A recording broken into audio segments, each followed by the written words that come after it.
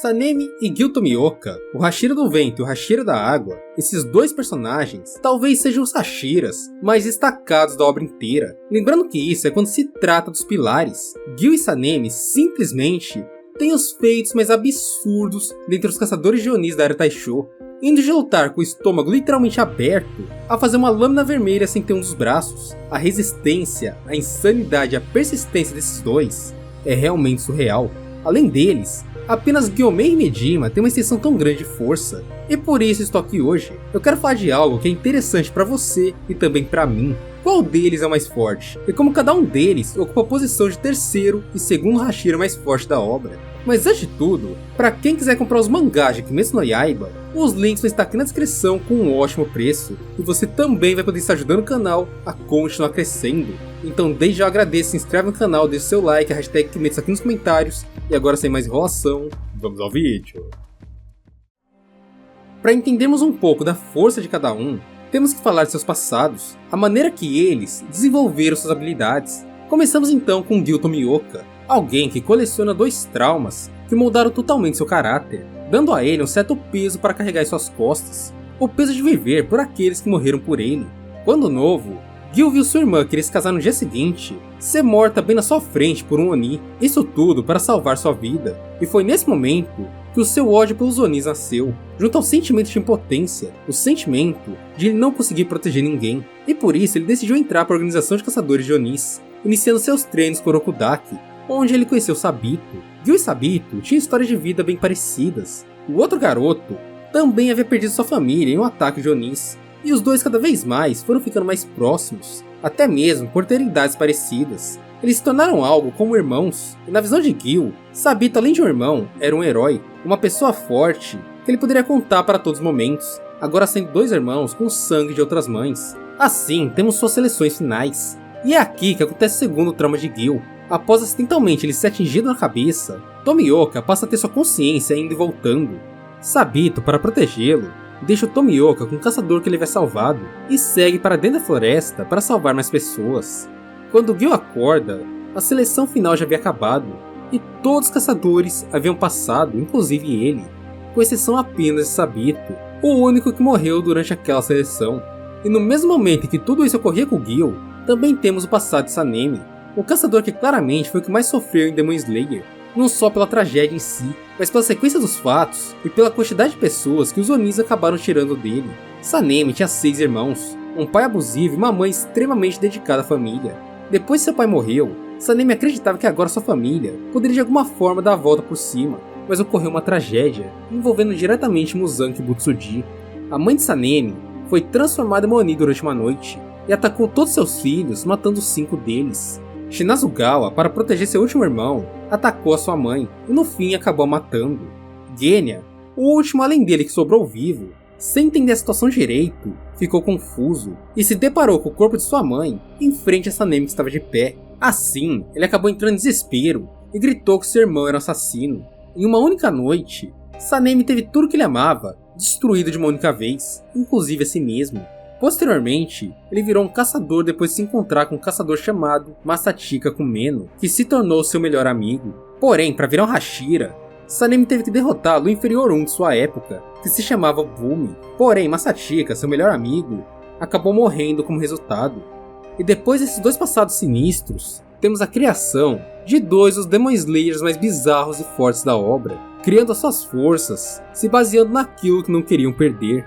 Gil cresceu treinando o máximo possível e aprimorando a sua respiração, se tornando assim o mais forte caçador da água, um mestre espadachim e também um pilar, com a parte física aprimorada ao máximo, sendo um caçador frio e excepcional. Sanemi criou dentro de si um ódio que transbordava de seu corpo em relação aos Onis. Ele se tornou sanguinário, explosivo, imprevisível e insano, um caçador brutal, capaz de colocar medo em qualquer Oni que o encontrasse.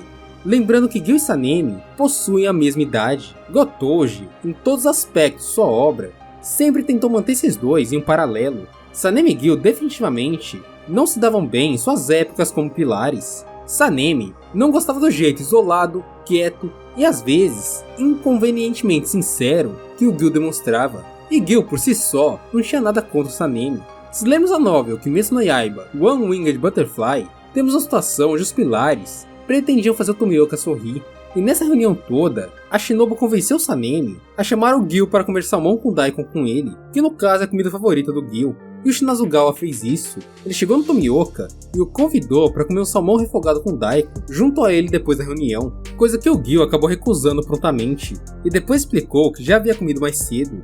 Porém, antes mesmo de ele explicar a negação, o Sanemi já estava em chamas, uma vontade gigante de matar o Gil ali mesmo. E a situação é bem interessante porque bem no final do mangá de Demon Slayer, temos uma cena, um quadro no mangá, que o Gil e o Sanemi estão lado a lado, comendo salmão com daikon juntos, onde basicamente o Gil percebe uma conversa com o Tanjiro durante o treinamento pilar, que o Shinazugawa só queria se aproximar dele na época, e acabou sendo injusto com ele.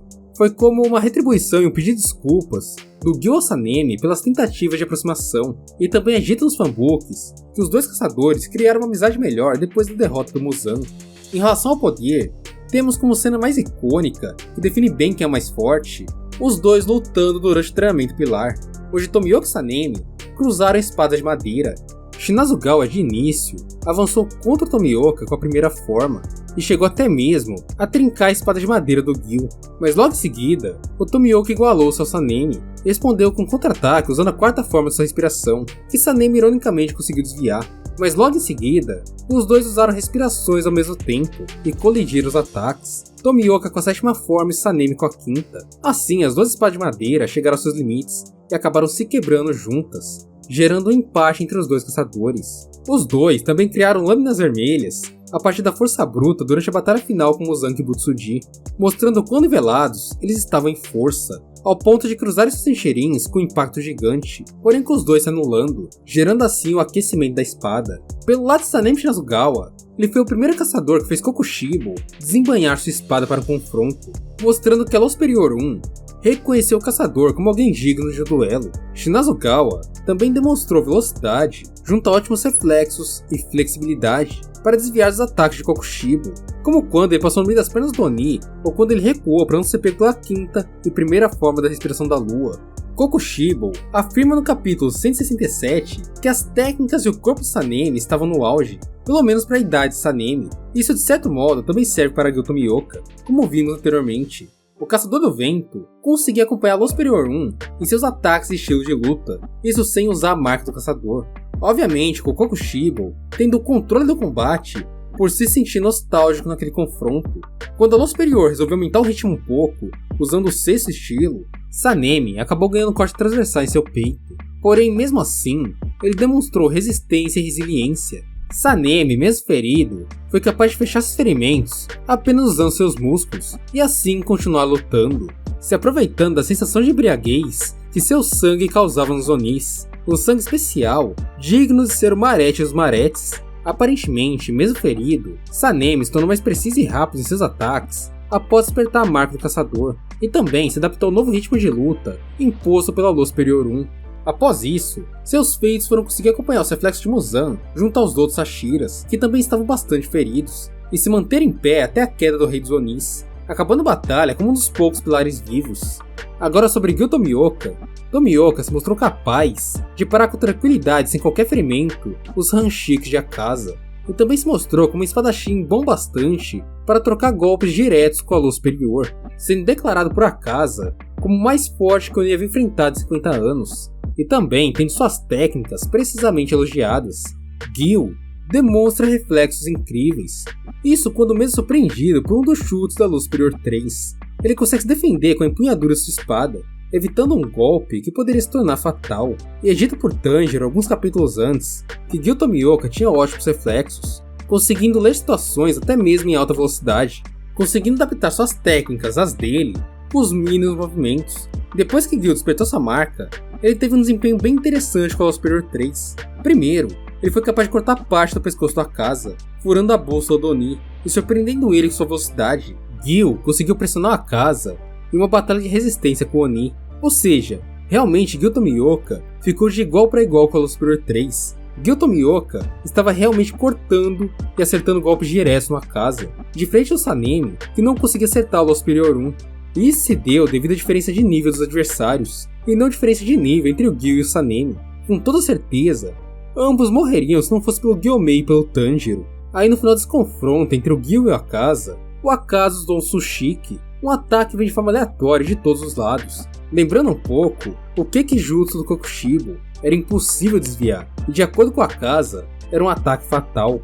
Porém Gil com sua Nage parou boa parte dos danos, e mesmo sendo atingido, ainda continuou vivo e consciente. Na batalha final com Muzaki Butsuji, Tomioka acabou batalhando boa parte da luta final com a Nichiren quebrada, fazendo um ótimo papel de suporte para o Banai, Mitsuri, Sanemi e Gyomei. E mesmo assim ele acabou fazendo simplesmente a lâmina Nichiren vermelha mais importante da obra, quando resistiu à onda de choque do Muzan e com a força de seu punho, junto ao fim da força de Tanjiro, os dois fizeram juntos a lâmina carmesim que decretou a segurada do Rei dos Onis em frente ao sol. Ele e Sanemi Himejima também foram os pilares que tiveram força suficiente para durar até o final da batalha e ajudar a segurar o Muzan no sol, o que causou a derrota do Rei dos Onis. E Tomioka foi o único pilar de pé depois de toda a batalha contra o Muzan.